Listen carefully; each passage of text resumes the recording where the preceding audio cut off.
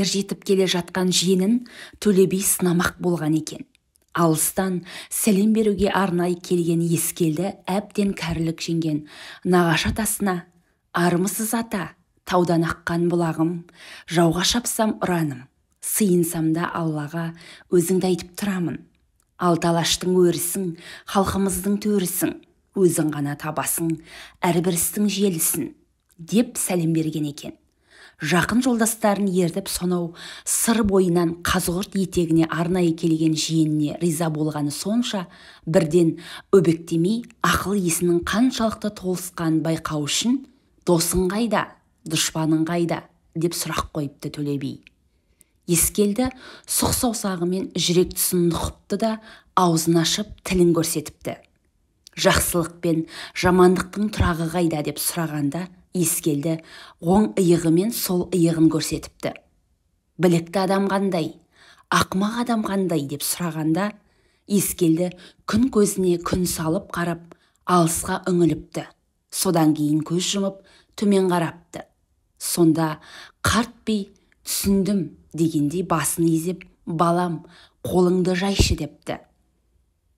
«Шырағың жанып тұрсын, бұлағың ағып тұрсын. Мыңда бір бәледен, жүзде бір кесапаттан Алла тағала қағып тұрсын.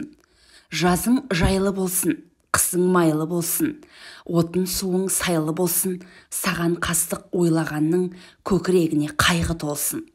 Дұшпаның табаныңда болсын, достарың қабағыңда болсын.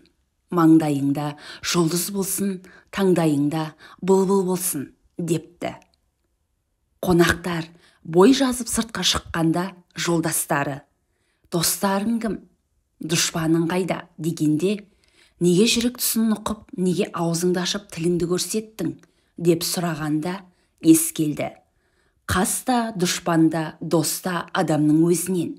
Жүрегің жұмсақ, пейілің кең болса, дос көп. Жүрек адам денесінің төрешісі. Төреші әділ болса, жұрт айналаңа жиналады. Сондықтан достықтың діңгегі» деп жүрек тұсын көрсеттім. Тіл адамның әрі досы, әрі дұшпаны. Парасатты сөз айтсаң, біреуге жақсылық тілесең, жан-жағың жарқырап жүреді. Байқамай ағат сөз айтсаң, жан-жағың жабыла шағатын жылан шаянға толады. Мен соны мезгедім. «Жақсылық пен жамандықтың тұрағы қайда?» деген сұраққа «Оң иығың мен сол иығыңды неге көрсеттің?» деп сұрағанда Ескелді: «Көне аңыздарда қаһарман, Қатебин деген екі періште адам баласының жақсылығы мен жамандығын екі иығында отырып үнемі жазып отырады» деп әжем мен атам айтатын. Бұл жай сөз емес. Әрбір пенде адамдықтан асып кетпесін деген тілектен туған. Бала жігіт бірнеше күннен кейін еліне жүрмек болғанда Төле би жиенін өз ордасына шақырып, ақ бурыл дөненді, күмістеп шапқан ер тұрманымен алдына көлденең тартып алмас қылыш сыйлапты. Ескелді нағашы атасы берген тұлпарға мініп, алмас қылышын жарқыратып қолына ұстағанда тұлғасы жауға енді аттанғалы тұрған батырға ұқсаса керек. Сонда Төле би: «Бір ала жар болып, қызыр Ілияс шылауыңда болсын. Атың құтты болсын, жаның жұпты болсын. Табаныңнан мұз өтсін, маңдайыңнан күн өтсін.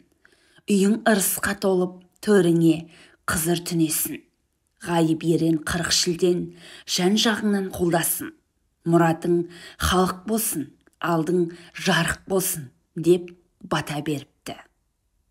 Ескелді би көздің тірісінде әулие атанған әрі шешен, әрі батыр болғаны белгілі. Сонау бір жылдары Қаратал өңіріне күршегеміз деп жер қазғанда тік тартылған канал Ескелдінің зиратына тіреліпті. Жергілікті қариялар зиратқа жақындамаңдар, алыстан айналдыра қазыңдар десе, бұл жұмысты басқарушылар әулиеге де Құдайға да сенбейміз деп экскаваторшыны жұмсай беріпті. Алып машина қайта-қайта бұзылып сынса да, аналар өршелене түскен. Ақыры экскаватор құлап, машинист оңбай жараланған. Соңында канал арнасын күмбезден бұрып әкетуге мәжбүр болған. Ескелді би айтты деген сөздер. Екі жақсы бас қосса, бірін-бірі қия алмас. Екі жаман бас қосса, кең қонысқа сия алмас. Жаңбырсыз жер жетім, басшысыз ел жетім. Бақ пен дәулет тең келсе, адамның толар кемелі. Қиямет көрсең де ғұмырдан, тұяғың таймасын тұғырдан. Көңілің гүл, тіл бұлбұл, сезім сері, нәпсі бөрі. Сабыр ақыл серігі. Жаманның дәмесі зор, сөзі қотыр. Көкірегі қараңғы көр, көзі соқыр. Әйел үйдегі ырысың, ұл айбарлы қылышың. Қыз түздегі өрісің, келін кеңейген тынысың. Олақ міншіл, қызғаншақ күншіл. Сырғақ сыншыл, бос сөз былшыл. Пәнидегі сорлы адам арын төгіп сорлаған. Қарып қасіреге, шырақ бол, жетім жесірге бұлақ бол. Жеріне қарап елі туады, еліне қарап ері туады. Ел қонбаса жер азады, жер болмаса ел азады. Қатарынан озатын ұл биікте жүреді, ез атанып тозатын ұл иықта жүреді.